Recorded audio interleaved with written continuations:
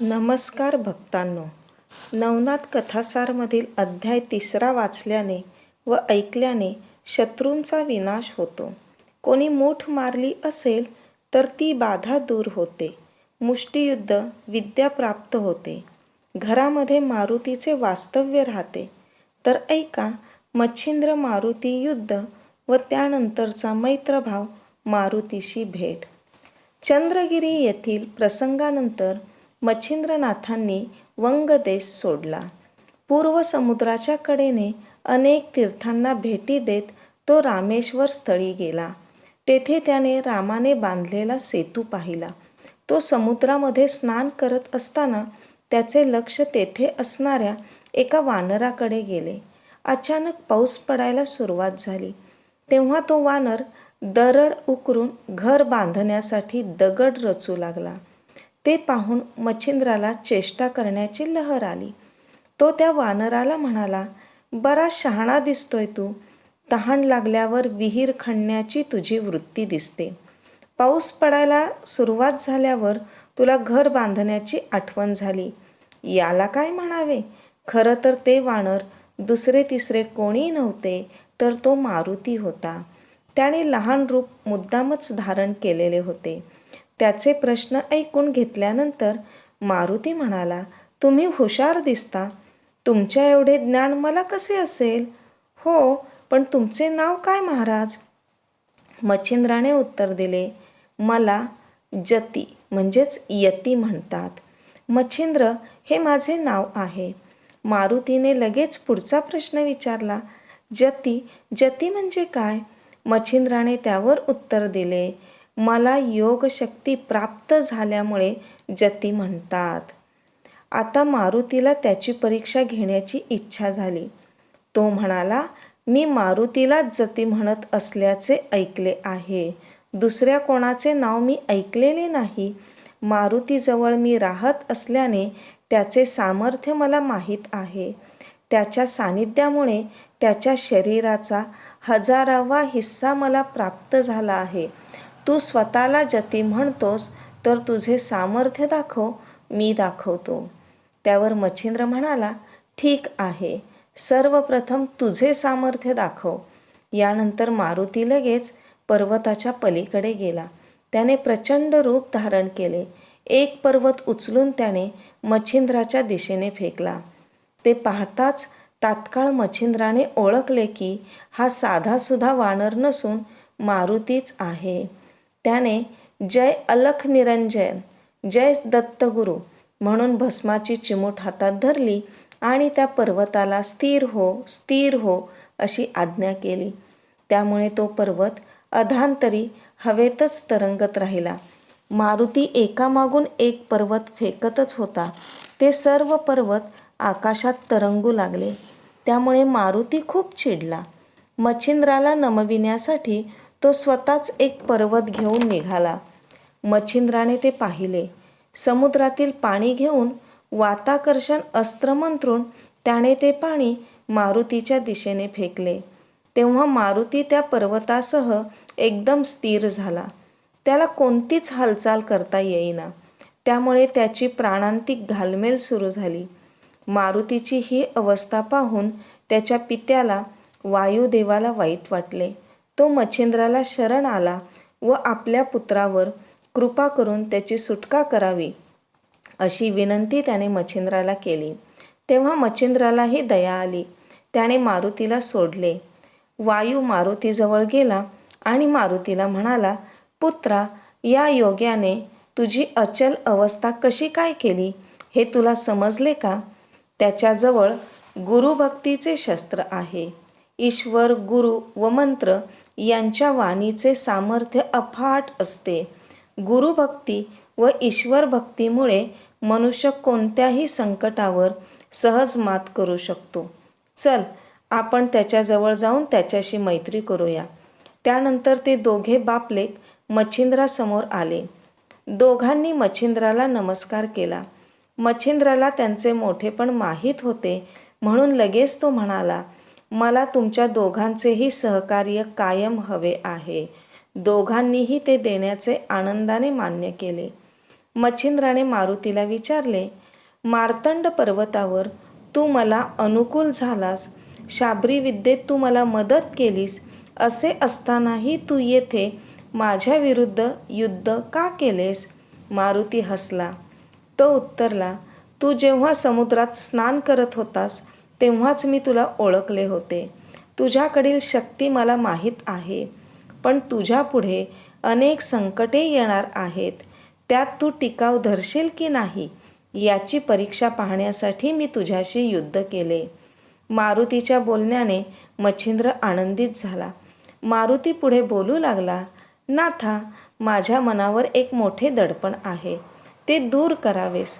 आपल्या दोघांची आता मैत्री झालेली आहे, त्यामुळे कृपया तू नकार देऊ नकोस.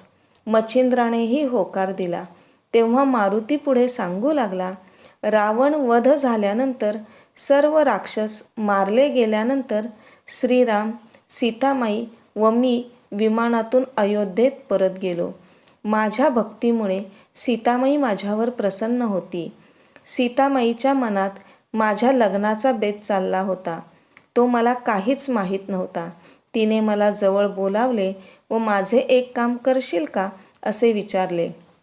कोणते काम आहे हे मी विचारताच अगोदर हो म्हणून वचन दे, तरच सांगते, असे ती म्हणाली.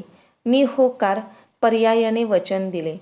तिने वचनभंग न करण्याची शपथ घातली.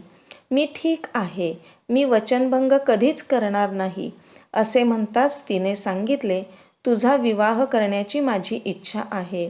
तू पत्नीबरोबर सुखाने संसार करावा असे मला वाटते. त्यासाठी तू गृहस्थाश्रम स्वीकारावा अशी माझी विनंती आहे. तिचे बोलणे ऐकून मला आश्चर्यच वाटले. तो माझ्यासाठी एक खूप मोठा धक्का होता. मी प्रभू रामचंद्रांजवळ रडत रडतच गेलो. त्यांना माझी अडचण सांगितली. श्रीराम म्हणाले, हनुमंता, कोणतीही काळजी करू नकोस. प्रत्येकाला प्रत्येक जन्मात आपल्याला नेमून दिलेले कार्य करावेच लागते. मी 99वा राम, तू 99वा मारुती आहेस आणि रावणही 99वाच होता. तो मरण पावल्यामुळे त्याचे राज्य संपले. तेथील सर्व राक्षसांना मारण्यात माझ्याप्रमाणेच तुझाही हातभार आहे. आता तेथील राक्षस स्त्रियांनी काय करावे? त्यांनी पुरुषप्राप्तीसाठी कोठे जायचे? त्यामुळे तू त्या राज्यात परत जा आणि विवाह कर. त्यावर मी हात जोडून त्यांना म्हणालो, प्रभू, मी ब्रह्मचारी आहे. माझ्यापासून त्यांचा काय फायदा होणार? कृपया मला स्त्री संगाचे पाप करायला आपण भाग पाडू नका. माझी अडचण ऐकून घेतल्यानंतर श्रीराम म्हणाले, मारुती, तुझी शक्ती ऊर्ध्व आहे. तू नुसता भुभुकार केला तरी त्या स्त्रियांना गर्भ राहतील व कन्याप्राप्ती होईल. तसे झाल्यामुळे तुझ्या ब्रह्मचर्याला कोणताच धोका नाही. त्यामुळे कोणताही दोष तुझ्यावर येणार नाही. श्रीरामांनी अशा प्रकारे माझे सांत्वन केले. तरी देखील स्त्री राज्यात जायला माझे मन बिलकुल तयार होत नव्हते. परंतु श्रीराम व सीतामाईने आग्रहाने मला स्त्री राज्यात जाण्यास भाग पाडले. त्यामुळे मी नाईलाजाने स्त्री राज्यात गेलो. त्या राज्याच्या चहूबाजूंनी पर्वत होते. त्या राज्यात फक्त स्त्रियाच होत्या, एकही पुरुष नव्हता. मेनका नावाची त्यांची राणी राज्य करत होती. तेथे मी जाईपर्यंत तेथील स्त्रियांना पुरुष कसा असतो तेच माहीत नव्हते. माझ्या भुभुकाराने मेनके सर्व स्त्रियांना गर्भ राहिले. त्यातून फक्त कन्या प्राप्त झाल्या, एकही पुरुष संतती झाली नाही. राणी मेनकेने मात्र माझ्याजवळ प्रत्यक्ष संग करण्याचा स्त्रीहट्ट धरला. ती काही केल्या ऐकेनाच. जन्मापासून मी अचल व अभेद्य आहे. मी सुवर्ण कौपिन धारण केलेले असल्यामुळे मला तिची इच्छा पूर्ण करता येणे शक्य नव्हते. तेव्हा मी तिला म्हणालो, उपरिचर वसूच्या पुत्ररूपाने कवी नारायण ऋषीच पुढे अवतार घेणार आहेत. मच्छिंद्रनाथ हे नाव ते धारण करतील. ते समर्थ योगी असतील. ते येथे येतील आणि तुझी इच्छा पूर्ण करतील. मी तिला दिलेल्या या वचनाने माझ्यावर खूप मोठे दडपण आहे. ते आता तू दूर कर. त्यासाठी माझे वचन तू आता पूर्ण कर. मारुतीचे एवढे सविस्तर बोलणे ऐकून घेतल्यानंतर मच्छिंद्र त्याला म्हणाला, तू मला विनाकारण मोहात पाडू नकोस. ब्रह्मदेव, नारद, इंद्र, रावण, शंकर, विश्वामित्र आदींची स्त्री ओढीमुळे कोणती अवस्था झाली हे मला माहीत आहे. त्यामुळे त्यांना त्यांचे इच्छित कार्य करता आले नाही. म्हणून स्त्रीसंग मी कधीही करणार नाही. ते मला शक्य नाही. नको ते काम करायला मला लावू नकोस आणि विनाकारण मला संकटात टाकू नकोस. त्याचे बोलणे ऐकून मारुतीला दुःख झाले, पण त्याने माघार घेतली नाही. तो मच्छिंद्राला म्हणाला, मी तुझे काहीही ऐकणार नाही.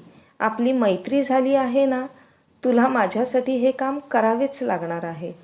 हे काम करून तूच माझी वचनातून मुक्तता करणार आहेस. तुझ्यापासून तिला मीननाथ नावाचा पुत्र होईल. तो उपरिचर वसूचा अवतार असेल. हे त्रिवार सत्य आहे. हे अनिवार्य आहे. मच्छिंद्र मारुती या दोघात या गोष्टींवरून पुष्कळ वाद झाला. पण शेवटी मच्छिंद्राला मारुतीला त्याचे वचन पूर्ण करण्याचे आश्वासन द्यावेच लागले. त्याने आश्वासन देताना म्हटले, आधी मी राहिलेल्या सर्व तीर्थयात्रा पूर्ण करणार आणि त्यानंतरच तुला दिलेला शब्द पूर्ण करण्यासाठी स्त्रीराज्यात जाणार. मारुतीनेही त्याच्या बोलण्याला संमती दिली. त्यानंतर वायू व मारुती तेथून गेले. ठरविल्याप्रमाणे मच्छिंद्रनाथानेही पुढच्या तीर्थयात्रेसाठी ते तीर्थक्षेत्र सोडले. जय अलख निरंजन.